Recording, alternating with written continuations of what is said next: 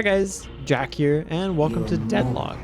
I've been playing it the past few days and having a pretty good time. If you don't know about it, it's the new third-person, MOBA-inspired hero shooter that just came out from Valve, and it's pretty freaking good.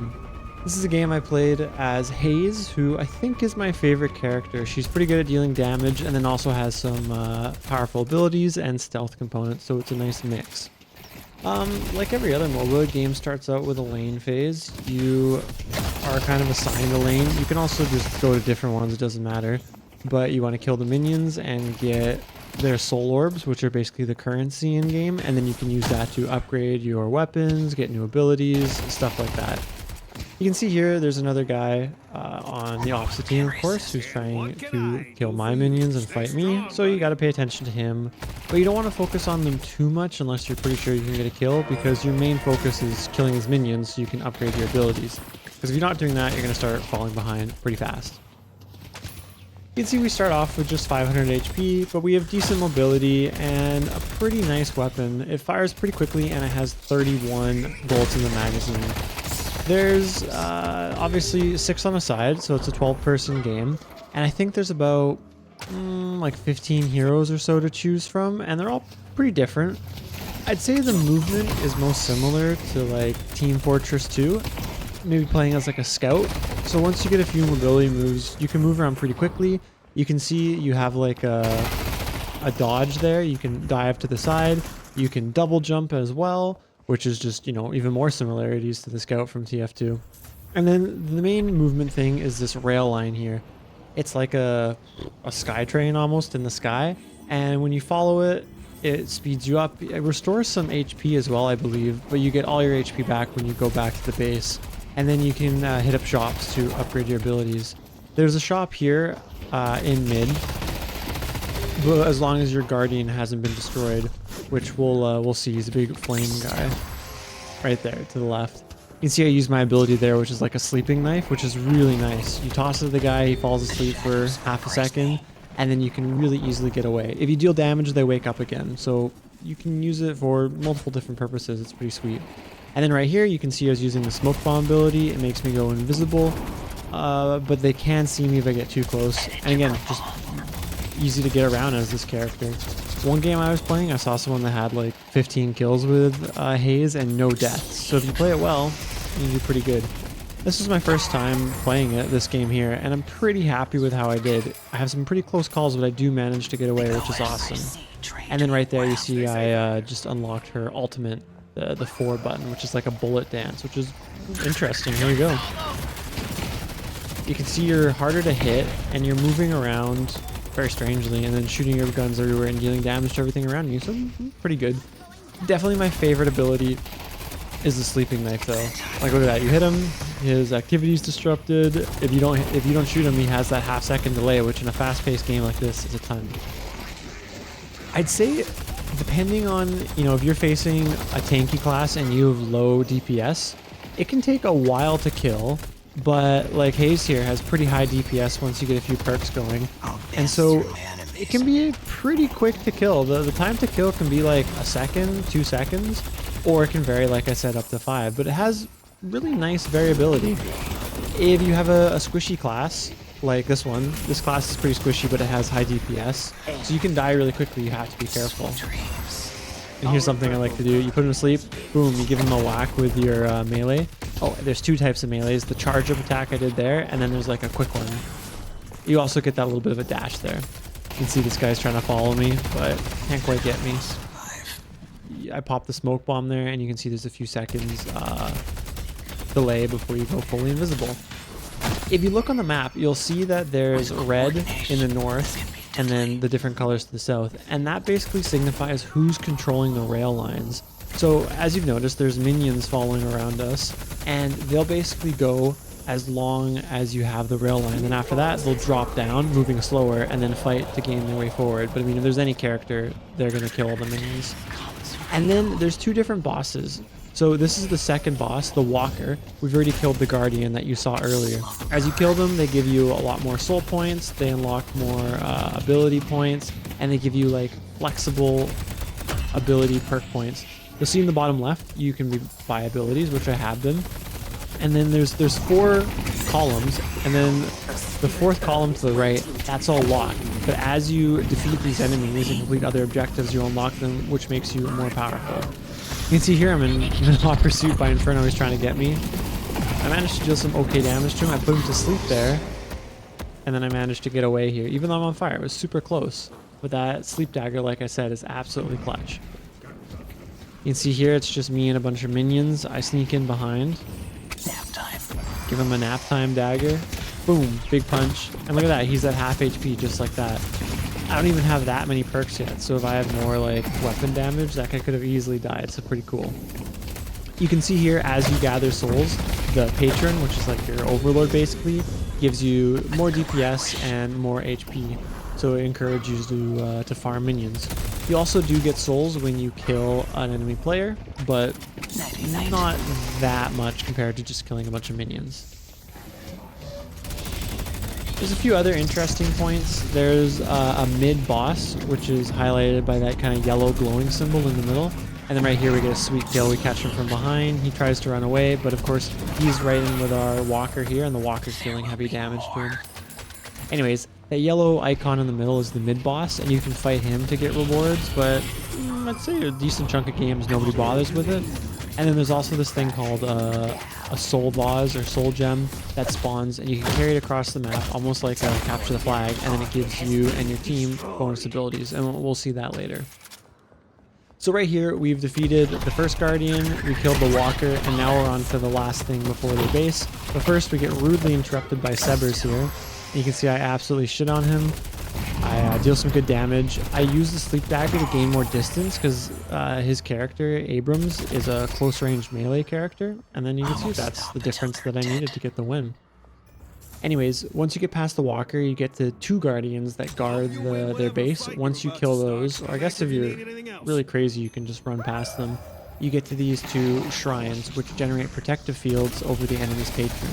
Once you finally kill those shrines, which we'll see again in the future, don't worry, you're able to attack the enemy patron. It has 2 phases, and then once that's done, you win the game. So kills are important, of course, but you have to remember to protect your base.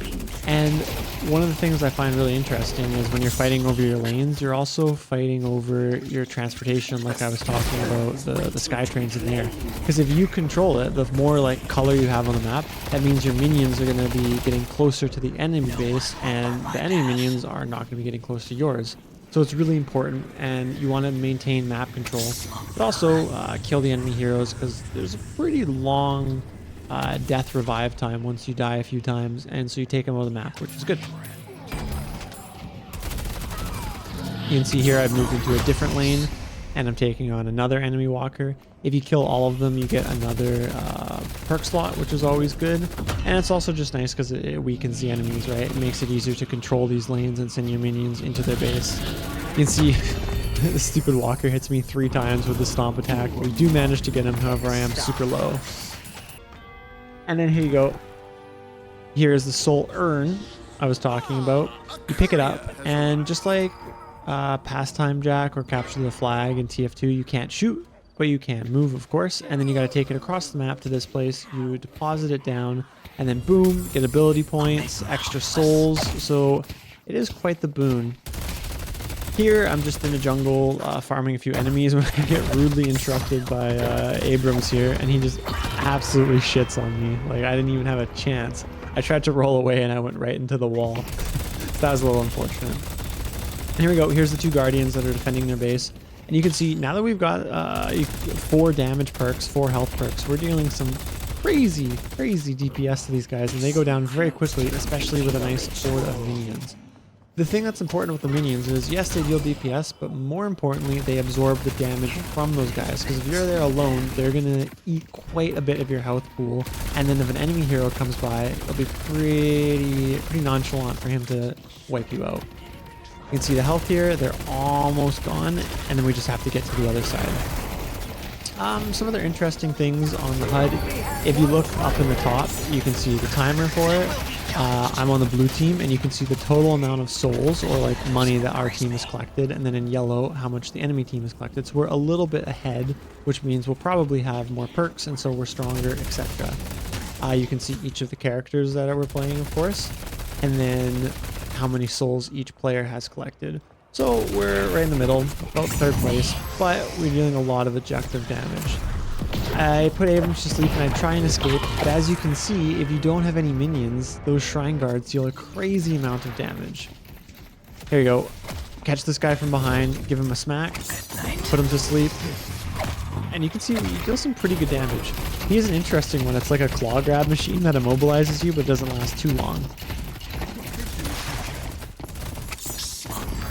Besides the sleep dagger and then the smoke run and then the bullet dance thing, you also have this 3rd ability which you can see is always active, and that's called fixation, and that's just the more damage you deal to someone, the more DPS you do. You get like a bonus damage attack, so it encourages you to just focus on one target, which if you're dealing against a player or an objective is really good, and I'd say it's one of the strongest perks for Haze.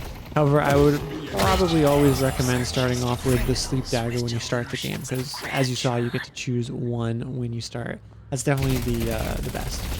I think with most classes that I've played, ability number 1 is in the 1 key. That's probably the one you should take. I'm sure there's exceptions. You can see over here how our health is just melting away. We managed to get a better angle.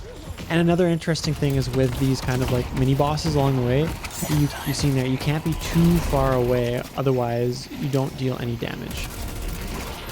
If you see those little yellow floating orbs that I'm popping, that is soul orbs that the enemy has gotten. So they've killed either a player or one of our minions, and then they get these soul orbs popping up in the air. If nobody touches them, they'll burst and they'll get the points. If the enemy shoots them, they'll get the points. But if I shoot them, I stop them getting the points. So it's actually fairly important to deny them that. I'd say especially in the early part of the laning phase, if you can consistently pop your own bubbles but stop the enemy from popping theirs, that'll give you a pretty decent advantage. And there you go, we've killed both their shrines, which means the patron is now vulnerable. And you can see we're just dealing crazy DPS to the patron. It's already at almost 50% HP. Everyone's leaving us alone, which is a mistake because we're the DPS machine. And there you go, that's 1st phase done. So it moves away from this like open area in the front, and then it goes into a pit. You can see we pretty much got the whole team here. Actually, we have the whole team here, all 6 of us, and it's pretty chaotic. Minions are spawning, they're fighting, we're blowing shit up. Patron. When you're in this pit, the patron deals like kind of shock damage to everybody, so you do have to be careful. You always want to be watching your HP, because it's always better to retreat and heal HP than respawn, because at this stage in the game, respawn time is like 45-50 seconds, which is a lot. Especially when you compound that with how long it takes to get back along the Skytrain network. See, I'm targeting both the minions and the patron. And here we go. Here's the blade dance, which is good. You can see the numbers popping up. So I'm dealing decent damage all around. And those blue orbs popping up, you can see those were our soul orbs. Unfortunately, we get ganked by the assassin player there. I respawn and I come all the way back. I'm thinking this game is just going to end. It's already on half HP, but unfortunately the rest of my team is pretty much dead, so I have to retreat.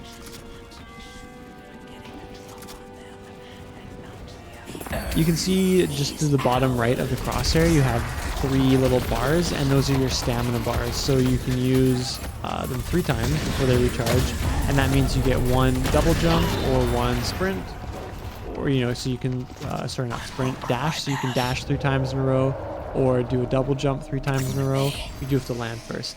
And here we go. This is what I'm talking about. Once you get a few perks, the DPS being absolutely crazy, and the time to kill only being like 2 seconds. That assassin character is pretty weak. It has good DPS, but it does not have very much health. So as you can see, we deal some good damage. There we have a few more enemies on us, so I used the smoke bomb to get away. Deal some damage. A whole bunch of enemies come. They flank me from the other side, so I actually don't get away. But it was close. I come right out the base here. I clear these minions that are here because they're going to be dealing damage to our mini bosses, and the mini boss's health does not restore, so it's good to try and keep them away. Beyond that, you can see 3 of our players are already at the enemy base. We're dealing a little bit of damage to it, and then the 2 other players are coming up. you can see the minions, right? They go along the sky train, then they drop down. And as we run, we're transforming it into our own team, which is good because then that means we'll have more minions at their base, which are going to be absorbing more enemy damage, basically. I pop into stealth mode right before I get into the base and I'm running in. And here we go. Got some good damage to deal. Let's try and get the enemy patron. I go blade dance at the end. Oh, it's so close. Half the enemies are dead. 4 of them are dead. There's only 2 left. The patron's so low. Everyone's dying. And there it is. I have to say, this was a good game. Team was pretty good. I was right in the middle. I had some good kills. I got killed a few times. But overall, I definitely recommend checking this out. Thanks for watching, guys. Subscribe if you enjoyed, and take care.